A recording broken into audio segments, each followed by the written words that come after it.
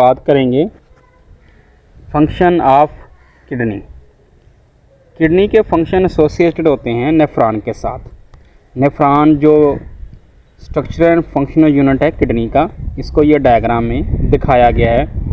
तो इसका जो पहला फंक्शन है वो है फिल्ट्रेशन। तो ये किस तरह मटेरियल को फ़िल्टर करता है? तो ये मटेरियल जो यहाँ पे फ़िल्टर करेगा ये ब्लड होता है। ब्लड इन ग्लोमेरुलस से जो कैपिलरीज़ हैं, जो एफरेंट आर्टरियूल्स के डिवाइड करने से ये कप लाइक स्ट्रक्चर्स इनसाइड बना है, जो गुच्छा बना है, इसको ग्लोमेरुलस बोलते हैं। और ये ग्लोमेरुलस बोमेन कैप्सूल, यहाँ पे आप देख सकते हैं कि कप लाइक स्वेलिंग होती है जो सराउंड कर रहा होता है ग्लोमेरुलस को। तो इन बोमेन कैप्सूल से फ़िल्टर जो है वो मूव करता है इन ट्यूब्यूल्स के अंदर।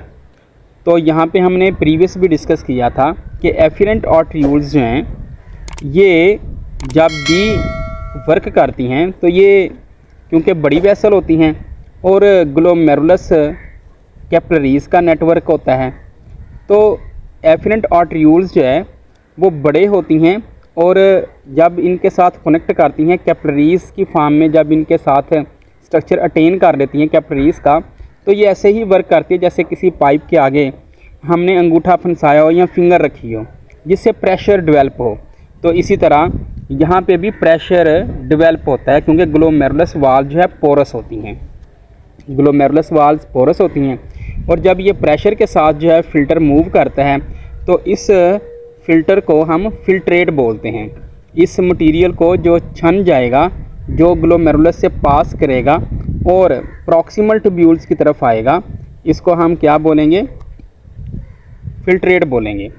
तो ये फिल्ट्रेट ग्लोमेरुलस से ग्लोमेरुलस फिल्ट्रेट की फॉर्म में डाउन मूव करता है। और इसके अंदर क्या क्या चीज़ें शामिल होती हैं? इसके अंदर ग्लूकोज होता है, अमाइनो एसिड होता है और साल्ट्स होते हैं जो कि किसी भी सॉल्यूशन फॉर्म में होते हैं।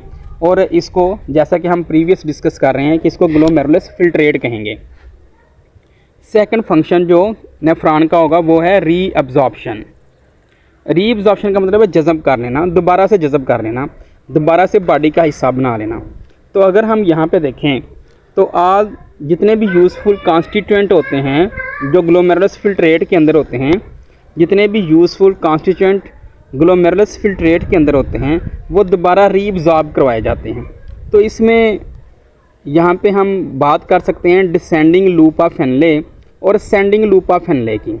यहाँ पे ये दो स्ट्रक्चर लूप ऑफ हेनले के अंदर बताए गए हैं, असेंडिंग लिम्ब और डिसेंडिंग। डिसेंडिंग का मतलब है जहाँ पे फिल्ट्रेट नीचे की तरफ आ रहा है, जैसे कि यहाँ पे फिल्ट्रेट नीचे की तरफ आ रहा है तो ये डिसेंडिंग है। और यहाँ से फिल्ट्रेट ऊपर की तरफ जा रहा है, इसको हम असेंडिंग बोलेंगे। तो दोनों में आपने फ़र्क याद रखना है कि असेंडिंग लूप ऑफ हेनले से सोडियम की रीअब्जॉर्प्शन होती है और जबकि डिसेंडिंग लूप ऑफ हेनले से वाटर की रीअब्जॉर्प्शन होती है।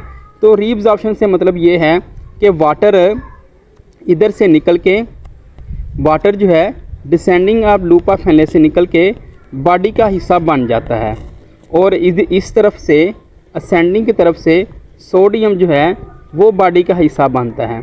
तो ये बात आपने याद रखनी है कि सोडियम असेंडिंग से और डिसेंडिंग से वाटर बॉडी का पार्ट बनता है, तो इसको हम बोलते हैं रीअब्जॉर्प्शन। इसके अलावा प्रॉक्सिमल ट्यूब्यूल्स और डिस्टल ट्यूब्यूल्स, उनसे भी कुछ मटेरियल बॉडी के अंदर दोबारा रीअब्जॉर्ब हो जाता है और जो लेफ़्ट ओवर मटेरियल होता है वो नाइट्रोजनस वेस्ट होता है। मतलब इस रीअब्जॉर्प्शन के बाद जो बाकी मटेरियल बचता है वो नाइट्रोजनस वेस्ट होता है। तीसरे फंक्शंस की बात करेंगे, सेक्रीशन। सेक्रीशन किस तरह की जाती है? यहाँ पे ट्यूबुलर एपिथेलियम होती हैं क्योंकि ज़ाहिर बात है हर ट्यूब्यूल्स उसकी अपने एक सेलुलर स्ट्रक्चर होता है और उस सेलुलर स्ट्रक्चर बना होता है एपिथेलियम सेल से, और उसके अंदर जो ट्यूब्यूल्स के अंदर जो सुराख होगा उसको ल्यूमन का नाम दिया जाता है। उसको क्या नाम दिया जाता है? ल्यूमन का, तो खाली स्पेस का। तो ये अपनी सेक्रीशन जो है वो इन ल्यूमन के अंदर फेंकते हैं, इस खाली जगह के अंदर फेंकते हैं और हाइड्रोजन आयन बैलेंस को मेंटेन करते हैं ताकि पीएच वैल्यू को मेंटेन किया जा सके।